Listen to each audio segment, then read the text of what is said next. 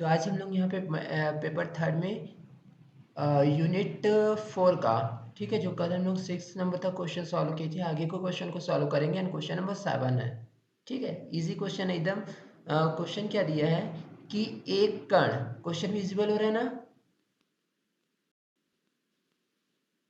Yes sir. Okay, and question is that एक कण, ठीक है, अचर वेग v से r त्रिज्या वाले वृत्त के ऊपर भ्रमण करता है। मतलब क्या है, कोई कण है जो v वेग से r त्रिज्या वाला एक वृत्त है उसके ऊपर घूमता है, उसके ऊपर क्या करता है, भ्रमण करता है। तो दिखाइए कि पथ के किसी बिंदु पर, ठीक है, हम लोग को क्या बताना है कि पथ के किसी बिंदु पर त्वरण v स्क्वायर अपॉन में r है, ठीक है, तथा वृत्त के केंद्र की तरफ होगा। ये जो त्वरण होगा किस साइड होगा, वृत्त के केंद्र की ओर होगा। बस आपको कुछ नहीं दिया है, क्वेश्चन में इतना दिया है कि एक r त्रिज्या का एक वृत्त है और कोई कण इसी वृत्त के ऊपर गति कर रहा है, मतलब इसी वृत्त के ऊपर क्या कर रहा है, घूम रहा है। तो आपको बताना है कि किसी भी क्षण, ठीक है, या फिर इसके पथ के किसी भी बिंदु पर, कहीं पर भी आप ले लो, इसके त्वरण की वैल्यू क्या होगी, v स्क्वायर अपॉन में r होगी, जहां r क्या है, वृत्त की त्रिज्या है। क्वेश्चन क्लियर है?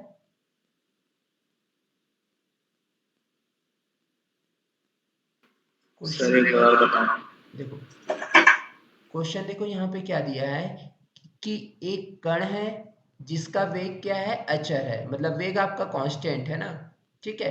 तो अब देखो यहाँ पे, और v मतलब क्या होगा, यहाँ पे लीनियर वेग, रैखिक वेग v को बोलते हैं ना, ठीक है। देखो दो वेग होता है, एक रैखिक, मतलब त्वरण में जब जब जाओगे तो एक रैखिक होता है, एक क्या होता है, अभिलंब त्वरण होता है। तो अभी जो रेखी वेग होगा वो कब बनेगा, जब आपका, सॉरी, रेखी त्वरण कब बनेगा, जब आपका वेग कैसा होगा, रेखी होगा। तो क्वेश्चन में ऐसा दिया है कि इसका जो वेग है v, मतलब रेखी वेग, वो कैसा है, अचर है, ठीक है। और क्वेश्चन में दिया है कि जो कण है जिसका रेखी वेग अचर है और आर त्रिज्या वाले वृत्त के ऊपर घूम रहा है, भ्रमण कर रहा है। तो आपको बताना है कि पथ के किसी भी बिंदु पर जो कण है उसका त्वरण v स्क्वायर अपॉन में r होगा और इसकी जो दिशा है वृत्त के केंद्र की ओर होगी। क्वेश्चन क्लियर है? Yes sir. बस कुछ नहीं है ना, क्वेश्चन में दिया एक कण है जिसका वेग क्या है, v है, जो कि r त्रिज्या वाले वृत्त के ऊपर भ्रमण कर रहा है। तो आपको बताना है कि इसके पथ के किसी भी बिंदु पर आप त्वरण की वैल्यू निकाल लो। त्वरण की वैल्यू क्या होगी, v स्क्वायर अपॉन में r होगी और इस त्वरण की जो दिशा है वो केंद्र की ओर होगी। तो देखो इसके लिए हम लोग क्या किए, सबसे पहले कि क्वेश्चन के अकॉर्डिंग जो दिया है वेग, जिसको हम लोग v से इंडिकेट करेंगे, रेखी वेग को ना, v इक्वल टू क्या है, अचर, और इस अचर वैल्यू को हम लोग क्या मान लिए, k, ठीक है। वेग क्या है, यहाँ पे अचर है जिसको हम लोग k मान लिए। अब हम लोग यहाँ पे त्वरण गए, त्वरण कैसा है आपका, देखो वेग कैसा है, रेखी वेग है, तो यहाँ पे जो आपका त्वरण होगा वो भी कैसा होगा, रेखी त्वरण। तो देखो दो टाइप टाइप का त्वरण होता है ना, एक होता है स्पर्श रेखी त्वरण और दूसरा क्या होता है, अभिलंब रेखी त्वरण। स्पर्श रेखी त्वरण कब मिलता है, जब वेग आपका कैसा होगा, स्पर्श रेखी होगा, मतलब रेखी वेग होगा, तो v है। अब v का मैं देखो, त्वरण का मतलब क्या होगा, v का आप टाइम के रेस्पेक्ट में डिफ्रेंसिएशन कर दो तो dv अपॉन में dt क्या हो जाएगा, त्वरण की वैल्यू। और आपको यहाँ पे पता है कि वेग आपका क्या है, अचर है। अगर वेग अचर है तो इसका अगर t के रेस्पेक्ट में आप डिफरेंशिएशन करोगे, मतलब dv अपॉन में dt की वैल्यू निकालोगे, तो ये भी क्या हो जाएगा, जीरो होगा। क्यों, क्योंकि कांस्टेंट टर्म का डिफरेंशिएशन जीरो होता है। क्लियर है पॉइंट? Yes sir. अब देखो दूसरा हम लोग निकालेंगे अभिलंब त्वरण या अभिलंब रेखी त्वरण। अभी हम लोग स्पर्श रेखी त्वरण निकाले, अब क्या निकाले, अभिलंब रेखी त्वरण। और अभिलंब रेखी त्वरण क्या होता है, फॉर्मूला v स्क्वायर अपॉन में रो, v स्क्वायर अपॉन में रो, जहाँ रो क्या होती है, वक्रता त्रिज्या, ठीक है। रो यहाँ पे किसको इंडिकेट करता है, जो भी वक्र, जिस वक्र में गति कर रहा है कण, उसकी वक्रता त्रिज्या होगी। अब यहाँ पे देखो कण किस पथ पे गति कर रहा है,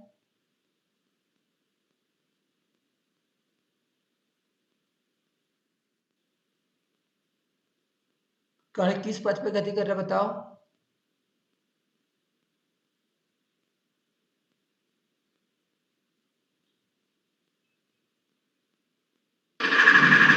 अभिलंब रेखीय। किस पथ पर गति कर रहा है, वो तो अभिलंब रेखी वेग से है ना। किस हम लोग को बताओ यहाँ पे जो किस पथ पर, उसके पथ कैसा है?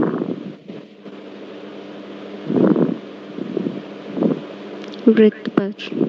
वृत्ताकार है ना, ठीक है। किस पथ में गति कर रहा है? वृत्ताकार पथ में, ठीक है। वृत्ताकार पे पथ पे गति कर रहा है, तो अब देखो यहाँ पे वृत्त जो वृत्त होगा उसकी त्रिज्या ही उसकी वक्रता त्रिज्या हो जाएगी, और वृत्त की त्रिज्या क्या है बताओ? आर। तो हम लोग इसलिए यहाँ पे लिखे हैं वृत्त के लिए रो, मतलब वक्रता त्रिज्या क्या होगा यहाँ पर? आर होगा, ठीक है। वृत्त के लिए वक्रता त्रिज्या क्या होगा? आर। तो हम लोग क्या लिखे? वी स्क्वायर अपॉन में रो, रो को पोजीशन पे आर लिख दिए। क्लियर है पॉइंट? Yes sir. यस। ठीक है। अब देखो हम लोग क्या निकाल रहे हैं यहाँ पे? स्पर्श रेखी त्वरण निकाल लिए, अभिलंब रेखी त्वरण निकाल लिए ना। अब हम लोग क्या निकालेंगे? परिणामी त्वरण। तो क्या लिखे? अतः पथ के किसी बिंदु पर परिणामी त्वरण, ठीक है। पथ के किसी बिंदु पर परिणामी त्वरण, और परिणामी त्वरण क्या होगा? Equal to square root of, ठीक है, equal to square root of रेखी वेग का स्क्वायर, रेखी त्वरण का स्क्वायर। एक्चुअली रेखी त्वरण क्या है बताओ? देखो परिणामी त्वरण क्या होता है? जो आपका अभिलंब त्वरण होगा और रेखी त्वरण होगा, दोनों के स्क्वायर का स्क्वायर रूट हो जाएगा, ठीक है। तो क्या लिखे? स्क्वायर रूट ऑफ रेखी त्वरण स्पर्श रेखी त्वरण, जो कि क्या है? डीवी अपॉन में dt है ना, स्पर्श रेखी त्वरण। तो यहाँ पे लिखिए डीवी अपॉन में dt का होल स्क्वायर, प्लस अभिलंब रेखी त्वरण। अभिलंब रेखी त्वरण क्या बताओ? वी स्क्वायर अपॉन में रो से इंडिकेट करते हैं, तो वी स्क्वायर अपॉन में रो का होल स्क्वायर, ये आपका परिणामी त्वरण होता है। वैल्यू रख दो। डीवी अपॉन में dt की वैल्यू क्या है? 0, तो यहाँ पे 0 पुटअप किए तो देन 0 का square, plus V square upon में रो की वैल्यू क्या है? वी स्क्वायर अपॉन में आर है, तो वी स्क्वायर अपॉन में आर पुट किया और पूरे का होल स्क्वायर किए। अब देखो दोनों को ऐड करोगे तो 0 तो हट जाएगा, क्या बचेगा? ओनली वी स्क्वायर अपॉन में आर का होल स्क्वायर। और वी स्क्वायर अपॉन में आर के होल स्क्वायर को जब आप स्क्वायर रूट से बाहर फाइंड निकालोगे तो आपको वैल्यू क्या मिलेगी? वी स्क्वायर अपॉन में आर, और V square V square upon में आर आ गया, जो कि किसको इंडिकेट कर रहा है बताओ? अभिलंब रेखी त्वरण को। मतलब क्या है कि जो कण का परिणामी त्वरण है, कण का परिणामी त्वरण है, अभिलंब रेखी त्वरण अगेन आ गया, जिसकी वैल्यू क्या है? वी स्क्वायर अपॉन में आर। और ये आपको सिद्ध करना था कि किसी भी बिंदु पर इसका जो त्वरण होगा वी स्क्वायर अपॉन में आर होगा, तो इसको लिख दिए वी स्क्वायर अपॉन में आर, जो कि अभिलंब रेखी त्वरण है, ठीक है, अभिलंब त्वरण है। और देखो ध्यान देना कि जो अभिलंब त्वरण होता है ना, उसकी दिशा हमेशा वृत्त के केंद्र की ओर ही होती है। तो देखो क्वेश्चन में आपको वही बताना था कि सिद्ध करना है कि इसका जो त्वरण होगा वी स्क्वायर अपॉन में आर होगा, और इसकी जो दिशा होगी वृत्त के केंद्र की ओर होगी। और हमेशा याद रखना जो अभिलंब रेखी त्वरण होता है ना, उसकी दिशा जो होगी वृत्त के केंद्र की ओर होगी। तो यहाँ पे हमने डायरेक्ट ऐसा लिख दिए। क्लियर है पॉइंट? Yes sir. ओके, जल्दी से यस आंसर सर। बताइए कोई।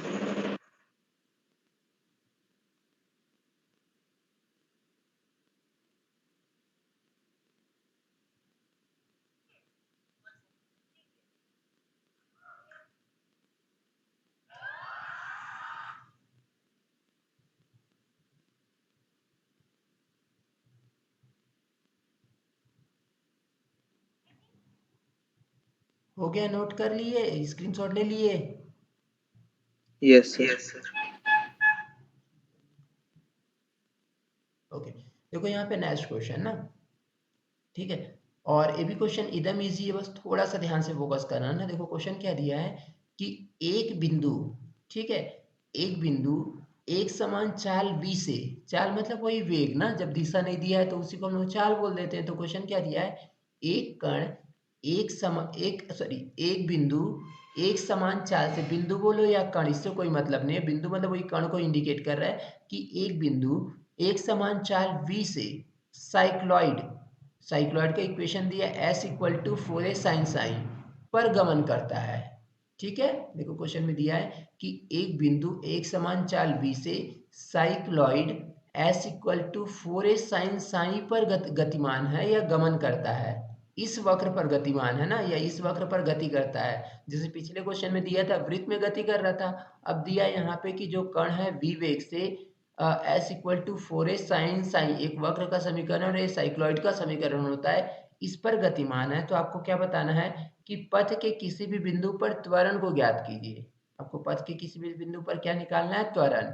अब देखो जब त्वरण निकालना है तो त्वरण तो दो टाइप का होता है, एक क्या होता है स्पर्श रेखी त्वरण, दूसरा क्या होता है अभिलंब रेखी त्वरण। लेकिन आपको यहाँ पे दिया नहीं है कौन सा त्वरण, मतलब आपको दोनों का परिणामी निकालना है, तो इसलिए आपको दोनों की वैल्यू निकालनी पड़ेगी, मतलब स्पर्श रेखी त्वरण भी निकालना पड़ेगा और अभिलंब रेखी त्वरण भी। तो चलो हम लोग यहाँ पे निकालते हैं ना, तो ध्यान देना। दिए गए साइक्लॉइड का समीकरण S equal to 4an sin sine, this is equation number 1। तो पहले हम लोग स्पर्श रेखी त्वरण के लिए जाएंगे, और स्पर्श रेखी त्वरण के लिए आपको v की वैल्यू मतलब वेग की वैल्यू पता होना चाहिए, और वेग कैसा, स्पर्श रेखी वेग। तो देखो हम लोग लिखे, क्वेश्चन के अकॉर्डिंग दिया है कि एक समान चाल से, और एक समान चाल मतलब चाल इसकी चेंज नहीं हो रही है, मतलब चाल कैसी है, सेम है। कांस्टेंट है ना, मतलब कांस्टेंट है, फिक्स है, चेंज नहीं हो रही है। तो देखो हम लोग क्वेश्चन में लिखे कि वेग, वेग मतलब वही चाल, ध्यान देना ना, वेग। और वेग क्या होता है, अगर यहाँ पे s आपका विस्थापन दिया, मतलब s दिया है समीकरण, तो इसी को जब आप t के रेस्पेक्ट में डिफ्रेंशिएट करोगे तो वही तो वेग मिलेगा ना। तो वेग क्या होगा, ds अपॉन में dt, जिसको हम लोग किससे इंडिकेट करेंगे, v से, और इसकी वैल्यू क्या दी हुई है, अचर। ठीक है, तो ds अपॉन में dt दैट मीन्स v, और इसकी वैल्यू क्या है, अचर। ठीक है, अब जब ds अपॉन में dt की वैल्यू दी हुई है, वेग है, तो त्वरण क्या होगा, इसी का एक बार और आकलन करोगे तो त्वरण की वैल्यू मिल जाएगी, जो कि क्या होगा, स्पर्श रेखी त्वरण। देखो यहाँ पे जब आप इसका आकलन करोगे ds अपॉन में dt, तो क्या मिलेगा आपको, d स्क्वायर अपॉन में dt स्क्वायर, और d स्क्वायर अपॉन में dt स्क्वायर की वैल्यू क्या मिल जाएगी आपको, बताओ, 0। जीरो। क्यों, क्योंकि यहाँ पे देखो वेग जो दिया है अचर है। अब जब ऑब्वियसली वेग जो दिया है अचर है, तो उसका जब अवकलन करोगे तो जीरो ही मिलेगा। क्लियर है point. Yes sir. Yes, sir. तो देखो आपको यहाँ पे एक वैल्यू मिल गई, किसकी वैल्यू मिल गई बताओ, स्पर्श रेखी त्वरण की वैल्यू। क्लियर है। Yes sir. अब देखो हम लोग किसके लिए जाएंगे, अभिलंब त्वरण के लिए। और अभिलंबी त्वरण का फॉर्मूला क्या होता है, वी स्क्वायर अपॉन में रो, जहाँ रो क्या होता है, वक्रता त्रिज्या ना। तो हम लोग सबसे पहले यहाँ देखो रो का यूज लगेगा, तो हम लोग रो की वैल्यू निकाल ले रहे हैं। तो रो की वैल्यू क्या होती है, वक्रता त्रिज्या रो इक्वल टू, अगर आपका नैज समीकरण एस इक्वल टू साइन के फॉर्म में ना, मतलब ये नैज समीकरण है ना, और नैज समीकरण अगर दिया है तो रो इक्वल टू क्या होता है, डी एस अपॉन में डी साइन होता है, याद रखना ना। रो की वैल्यू क्या होती है, डी एस अपॉन में डी साइन। तो देखो यहाँ पे हम लोग लिखे डी बाई डी साइन, और यहाँ पे एस की वैल्यू क्या है, 4a साइन साइन, तो यहाँ पे लिख दिया 4a साइन साइन। अब इसका आप डिफ्रेंसिएशन करोगे तो क्या होगा, साइन साइन का डिफ्रेंसिएशन क्या मिलेगा, कॉस साइन।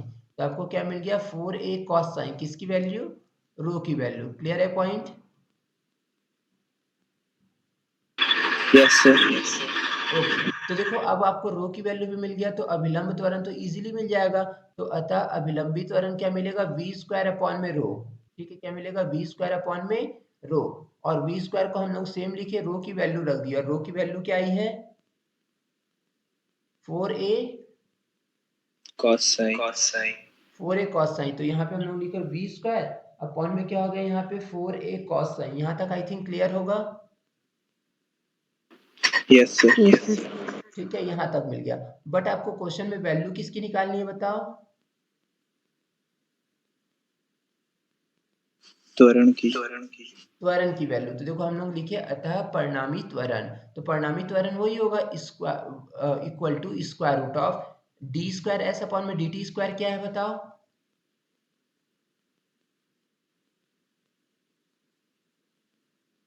0। नहीं, डी स्क्वायर एस अपॉन में डी टी स्क्वायर का मतलब क्या है बताओ,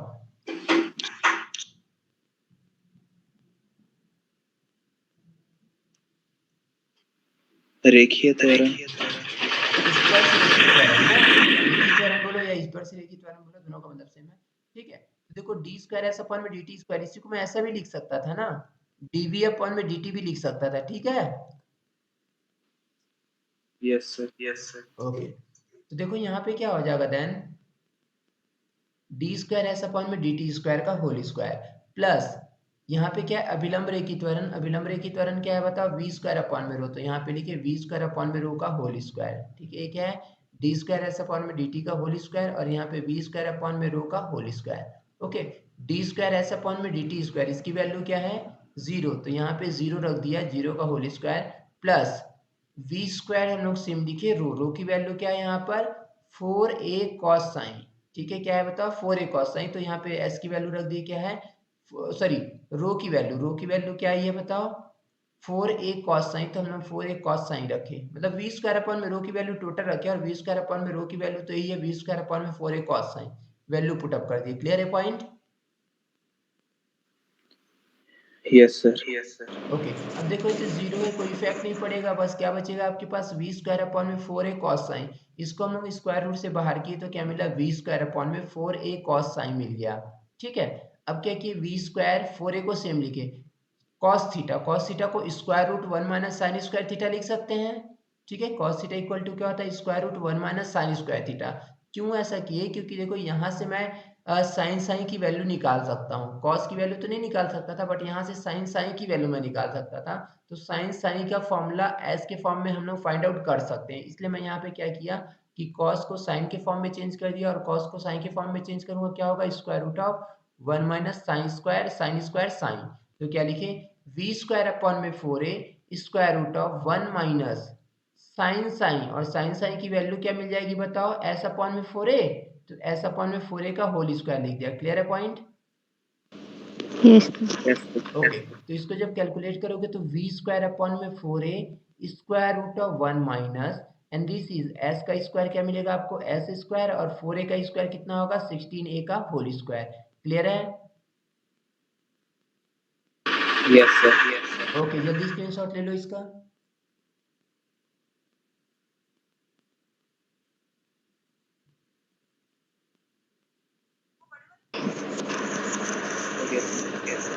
Yes, sir. चलो आगे कंटिन्यू करते हैं ना। अब देखो यहाँ पे क्या करोगे, आपका जो प्रीवियस लाइन था इसके पहले वी स्क्वायर अपॉन में 4a square root 1 minus S square upon में ए स्क्वायर था। ठीक है, सबसे पहले हम लोग क्या करें, वी स्क्वायर सेम लिखे, 4a सेम लिखे, अपॉन में स्क्वायर रूट ऑफ इसका एलसीएम ले लिए, और एलसीएम क्या होगा आपका 16a स्क्वायर, तो 16a स्क्वायर लिखे, 16a स्क्वायर का 1 के साथ मल्टीप्लाई होगा, then this value is 16a square minus this is S square, तो यहाँ पे एस स्क्वायर लिखे।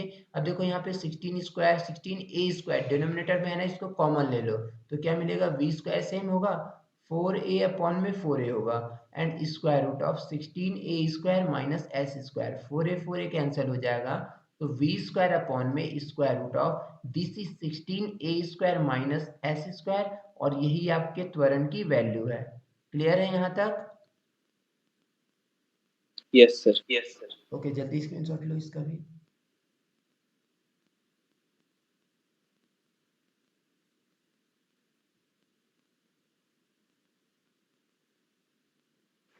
Oh, yes, sir. ओके,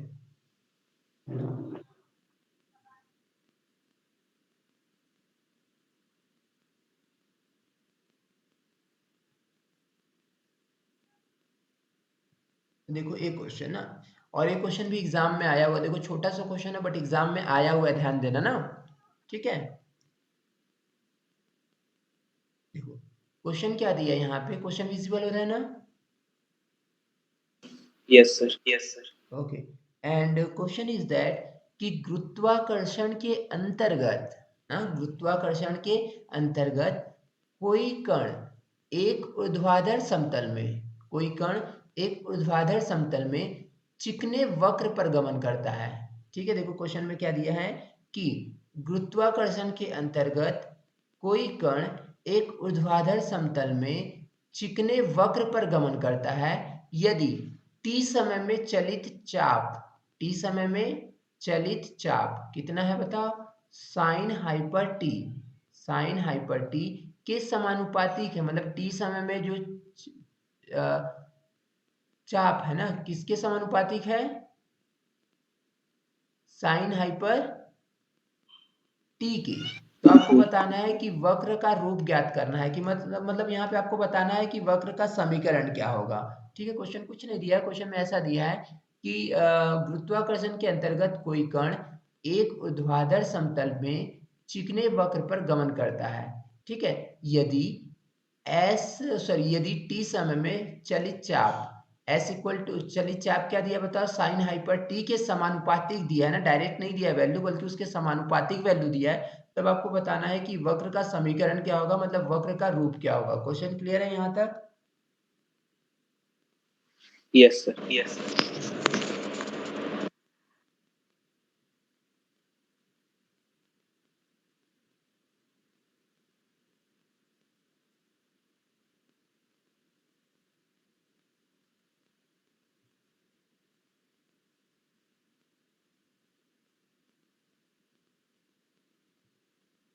देखो अब हम लोग सॉल्यूशन को स्टार्ट करते हैं।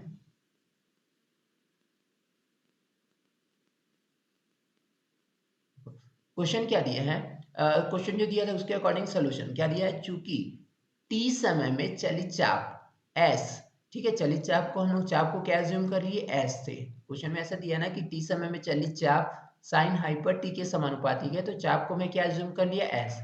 तो चाप किसके समानुपातिक है, साइन हाइपर टी के समानुपातिक है। अगर s जो है साइन हाइपर t के समानुपातिक है, दैट मीन्स हम लोग इसको मैथमेटिकल फॉर्म में क्या रिप्रेजेंट करेंगे, s is proportion to sin hyper t and this is equation number 1। Clear है पॉइंट कैसे लिखे हैं?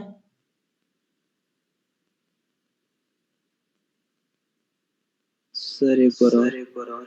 देखो क्वेश्चन में ऐसा दिया है, क्वेश्चन में देखो ये वाला लाइन देख रहे ना, क्वेश्चन में दिया है कि यदि t समय में चलित चाप, t समय में चलित चाप साइन हाइपर t के समानुपातिक है, तब वक्र का रूप ज्ञात करना है आपको कि वक्र का समीकरण क्या होगा। तो मैं क्या लिखा कि चूंकि t समय में चलित चाप s साइन हाइपर t के समानुपातिक है, जब साइन मतलब s किसके समानुपातिक है बताओ, साइन हाइपर t के, तो मैं यहाँ पे लिख दिया s is proportion to sin hyper t, this is equation number 1 according to the question। जैसे क्वेश्चन में दिया उसी के जैसे हम लोग यहाँ पे मेंशन किए हैं, ठीक है, यस सर। ये वाली लाइन। ओके, Yes, अब देखो हम लोग जानते हैं कि जब समानुपाती साइन हटाते हैं तो एक कांस्टेंट लगता है, तो मैं क्या लिखा, s इक्वल टू समानुपातिक साइन हटाया तो यहाँ पे k लग गया, k sine hyper t।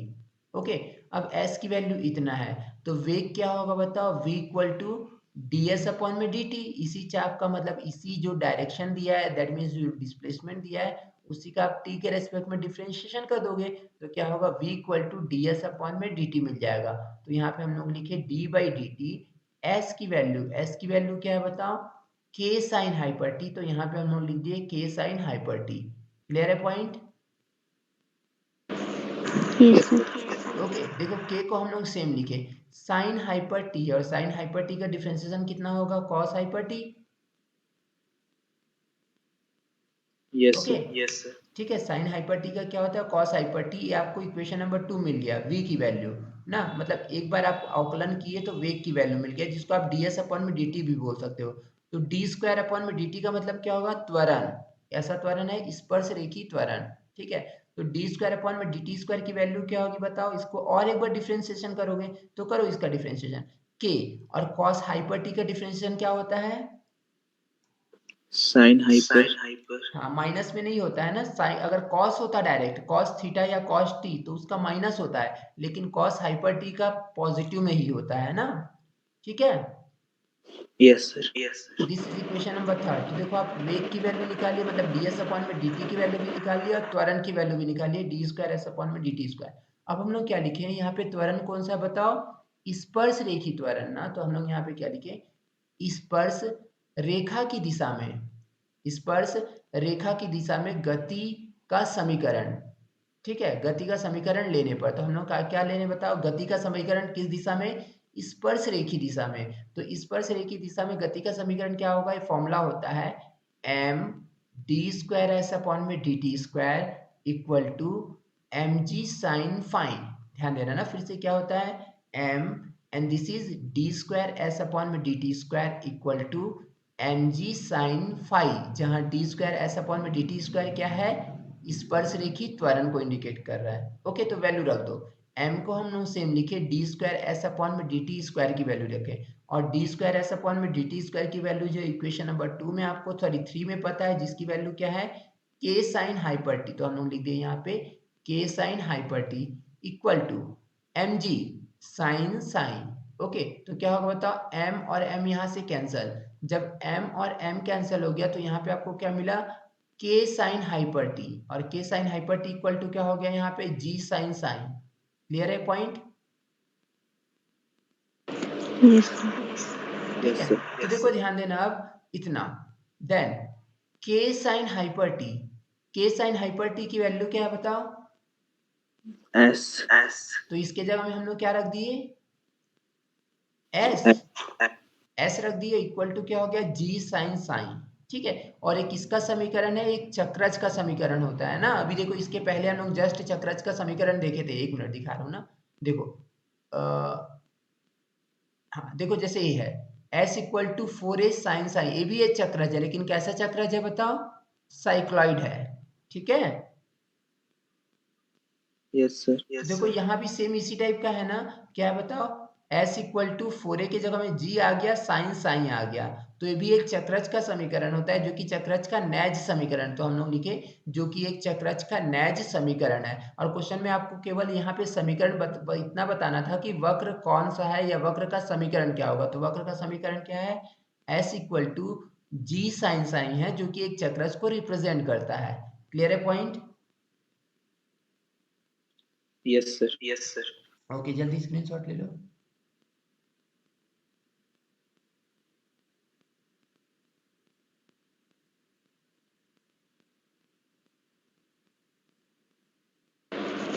Yes हो गया।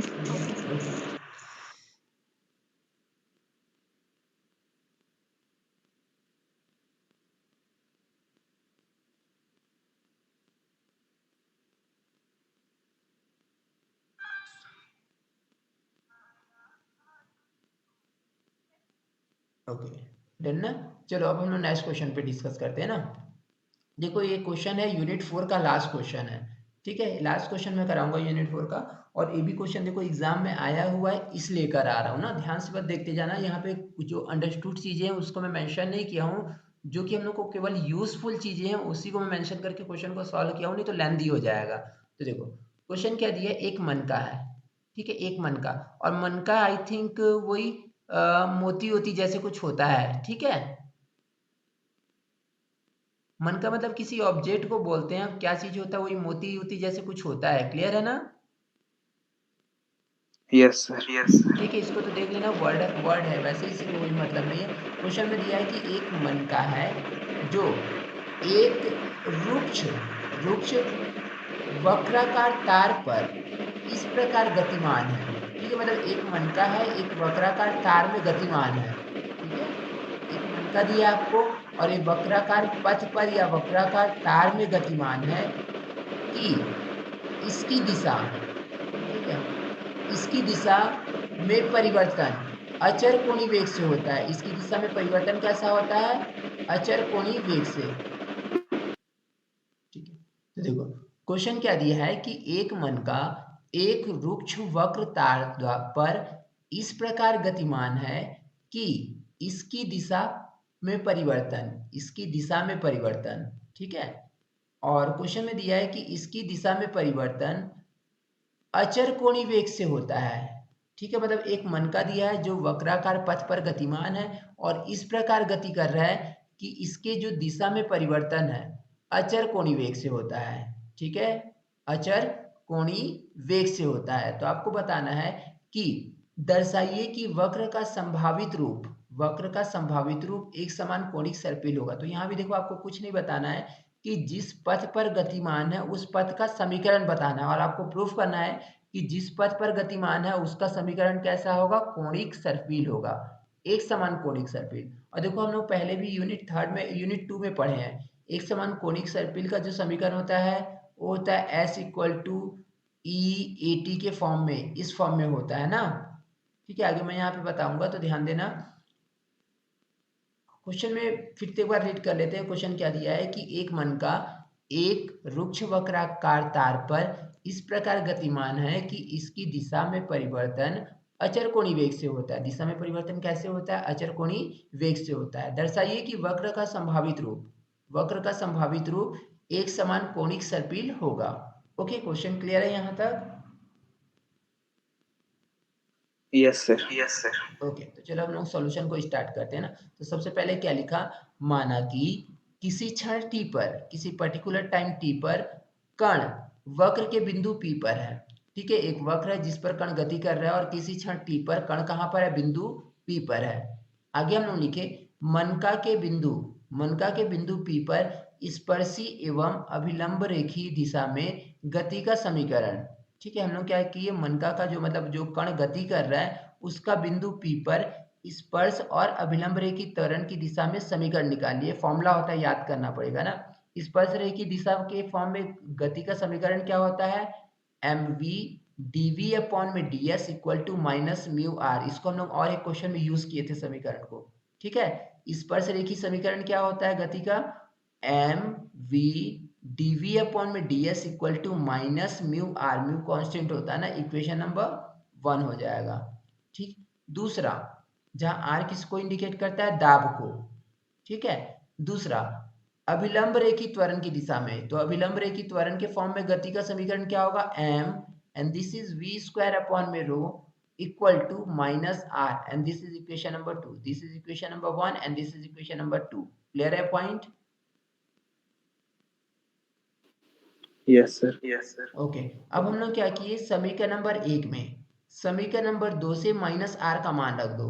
देखो यहाँ पे माइनस आर का मान क्या है बता, एम वी स्क्वायर अपॉन में रो है ना, तो इस वैल्यू को कहाँ पर रख दो, समीकरण नंबर 1 में। जब समीकरण नंबर 1 में रखोगे तो देखो आपको क्या मिलेगा, लेफ्ट साइड तो एम वी डीवी अपॉन में डी एस मिलेगा इक्वल टू म्यू को सेम लिखा माइनस आर, और माइनस आर की वैल्यू क्या है बताओ, एम वी स्क्वायर अपॉन में रो, तो देखो माइनस आर की जगह में रख दिया एम वी स्क्वायर अपॉन में रो। ये पॉइंट क्लियर है? Yes sir, yes sir. Okay. अब देखो यहां से क्या होगा, एम एम लेफ्ट राइट से कटेगा, v यहाँ पे पावर 1 है, v पावर 2 है, 1 पावर क्या हो जाएगा, कैंसिल हो जाएगा। ठीक है। लेफ्ट और राइट से जब कैंसिल हुआ तो यहाँ पे आपके पास रिमेनिंग वैल्यू क्या बची, dv अपॉन में ds equal to mu, and यहाँ पे क्या बचेगा, v अपॉन में रो बचेगा। ठीक है। तो dv अपॉन में ds इक्वल टू रो को आप क्रॉस मल्टीप्लाई करोगे तो dv अपॉन में ds इंटू क्या मिल जाएगा, रो इक्वल टू म्यू वी हो जाएगा। ठीक है। अब देखो अभी मैं बताया था आपको कि रो जो होता है वक्रता त्रिज्या, इसकी वैल्यू क्या होती है, ds अपॉन में डी साइन होती है ना। देखो रो के जगह में मैं क्या रख दिया, ds अपॉन में डी साइन, बाकी वैल्यू को सेम लिखा, मतलब क्या लिखा, dv अपॉन में ds इंटू ds अपॉन में D sine equal to mu V. Clear है point? Yes sir, yes sir. देखो ds और ds क्या हो गया, न्यूमरेटर और डिनोमिनेटर से कैंसिल। जब ds और ds कैंसिल हुआ तो यहाँ पे आपको क्या मिला, dv अपॉन में डी साइन, dv अपॉन में D sine equal to mu V मिला। ठीक है, म्यू वी। अब v वाले को एक साइड कर रहा हूँ तो देखो dv यहाँ पर है, इसके अपॉन में किसको ला लिया, v को ला लिया, और राइट साइड में डी साइन को ले गया तो आपको क्या मिला, म्यू डी साइन। मतलब क्या मिल गया आपको इक्वेशन, dv अपॉन में v equal to mu and this is D sine. ठीक है। अब हम लोग क्या किए, इसको इंटीग्रेट, तो देखो हम लोग क्या किए, यहाँ पे इंटीग्रेशन, समाकलन करने पर जब समाकलन करोगे तो यहाँ पे 1 अपॉन में v है, 1 अपॉन में v का समाकलन क्या होगा, लॉग वी, लॉग वी। तो log v लिख दिए इक्वल टू u, साइन के रेस्पेक्ट में करोगे तो यहाँ पे न्यू तो सेम रहेगा, यहाँ पे क्या आ जाएगा, साइन। क्लियर है? Yes sir, yes sir. Plus एक कांस्टेंट आपको ऐड करना पड़ेगा, और कांस्टेंट को मैं log के बोल दिया। क्लियर है यहाँ तक? Yes sir, yes sir. अब देखो log k को हम लोग लेफ्ट में लेके जाएंगे तो यहाँ पे log v पहले से था, माइनस log k लिखे इक्वल टू क्या होगा, म्यू साइन। ठीक है यहाँ तक? Yes sir, yes sir. Okay, जल्दी स्क्रीनशॉट ले लो।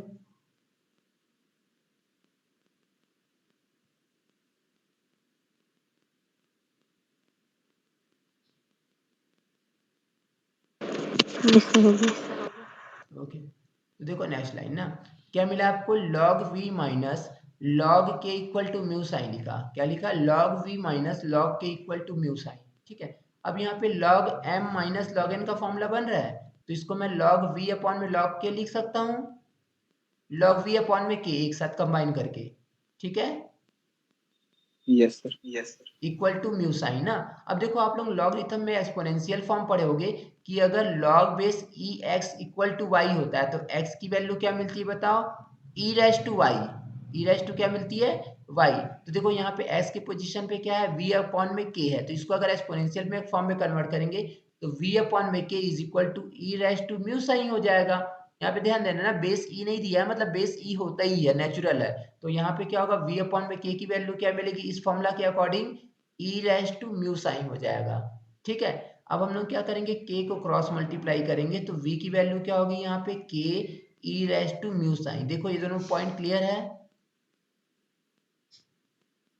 Yes, Yes, yes. sir. Okay, तो v की वैल्यू मिल गई, और v मतलब क्या है बताओ, वेग, और वेग को हम लोग क्या लिखते हैं, ds अपॉन में dt लिखते हैं। तो देखो हम लोग इसको क्या लिख दिए, v को ds अपॉन में dt equal to k e raise to mu sine लिख दिए। ओके।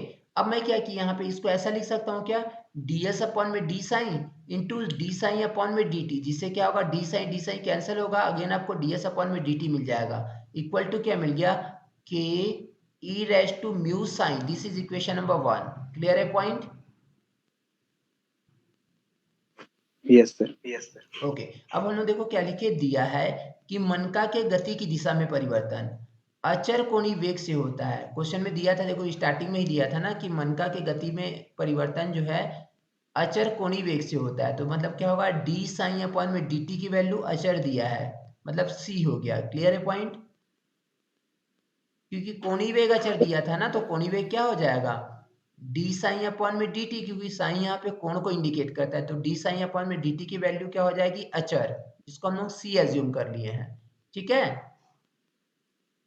Yes sir. ओके, तो अब हम लोग यहाँ पे समीकरण नंबर 1 से गए ना, ds अपॉन में डी साइन की वैल्यू रख दी है और डी साइन अपॉन में dt की वैल्यू, और डी साइन अपॉन में dt की वैल्यू आपको क्या मिली है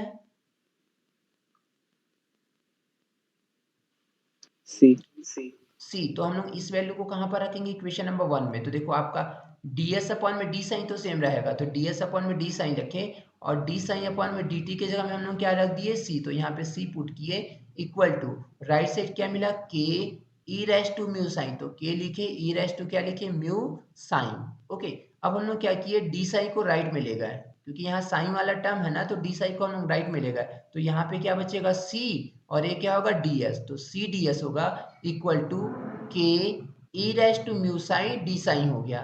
ठीक है, e raise to k e raise to mu sine d sine हो जाएगा। अब हम लोग इसका समाकलन करेंगे, तो समाकलन क्या होगा c ds का समाकलन क्या हो जाएगा s हो जाएगा, तो यहाँ पे क्या लिखे cs इक्वल टू k। ठीक है, e raise to mu sine मतलब e रेज टू x, और e रेज टू x का समाकलन क्या होता है e रेज टू x होता है, बट x का जो कोफिशिएंट होता है उसे डिवाइड करते हैं। आप साइन के रेस्पेक्ट में किए हो ना, तो साइन का कोफिशिएंट यहाँ पे क्या है म्यू, तो म्यू से डिवाइड कर देंगे। क्लियर है पॉइंट? ओनली इंटीग्रेशन किए यहाँ पर। Yes sir, clear. ओके, अब देखो एक कांस्टेंट ऐड किए हैं, अब c तो पहले से यहाँ पे ऐड किए थे, तो हम लोग कांस्टेंट को क्या बोल दिए d। ओके,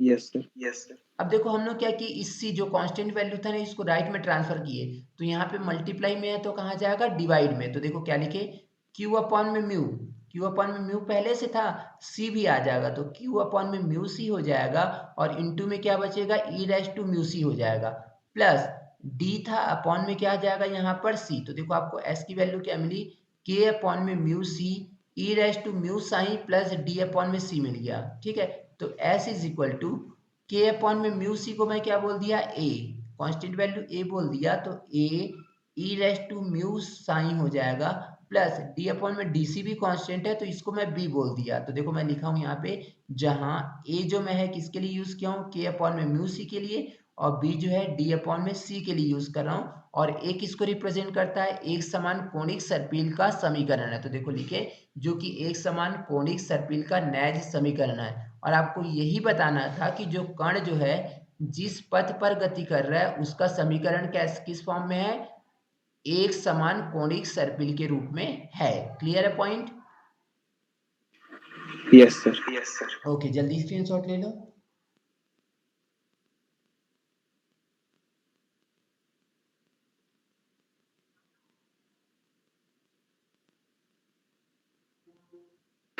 ले लिए। Yes sir. डन। ओके, तो देखो यहाँ से मेरा यूनिट 4 कंप्लीट होता है ना, यूनिट 4 इतने क्वेश्चन सफिशिएंट है, वैसे ही इतना क्वेश्चन कर लेना, 2 क्वेश्चन अगर नहीं फंसा तो 1 क्वेश्चन तो डन है, फंस नहीं है, वैसे कभी कभी 2 क्वेश्चन भी इसी में से आ जाता है। ठीक है? Yes sir.